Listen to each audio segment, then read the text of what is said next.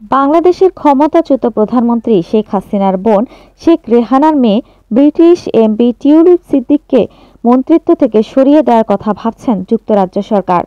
এ লক্ষ্যে ওই পদে দায়িত্ব পালনের জন্য সম্ভাব্য ব্যক্তিদের শর্ট লিস্টও করা হয়েছে। লেবার পার্টির জ্যেষ্ঠ কর্মকর্তাদের সূত্রে ব্রিটিশ গণমাধ্যম দি টাইমস জানিয়েছে, বাংলাদেশের পতিত সরকারের প্রধানমন্ত্রী ও টিউলিপ সিদ্দিকীর খালা শেখ হাসিনার সাথে সম্পর্কের কারণে যদি তাকে পদত্যাগ করতে বাধ্য করা হয়, তবে মন্ত্রী হিসেবে কাকেই নিয়োগ দেওয়া হবে ওই বিষয়ে বিবেচনা করা হচ্ছে। এ বিষয়ে সম্ভাব্য ব্যক্তিদের শর্ট লিস্টও করা হয়েছে।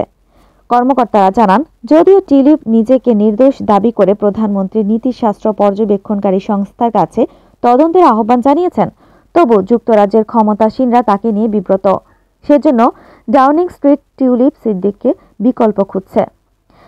অবশ্য বাংলাদেশে আর্থিক দুর্নীতির মামলার তদন্তে যুক্তরাজ্যের অর্থ ও নগর বিষয়ক এই মন্ত্রীর ওপর পদত্যাগের চাপ বাড়লেও অতীতে তার পাশেই দাঁড়িয়েছিলেন দেশটির প্রধানমন্ত্রী কিয়ার স্টারমার। তিনি টিউলিপের ওপর পূর্ণ আস্থা রাখেন বলেও ঘোষণা দিয়েছেন।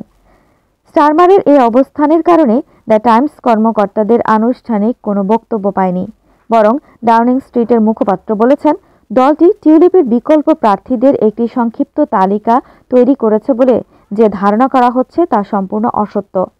তবে টাইমসকে এও বলা হয়েছে, প্রধানমন্ত্রীর ঘনিষ্ঠদের মধ্যে কেউ কেউ অন্তত অনানুষ্ঠানিকভাবে কে টিউলিপের উত্তরসূরি হতে পারেন তা বিবেচনা করছেন। স্টারমারের পক্ষাবলম্বন নিয়েও যুক্তরাজ্যের রাজনীতি সরগরম। এর পেছনের কারণ খুঁজে বের করেছে ব্রিটিশ গণমাধ্যম দ্য টেলিগ্রাফ।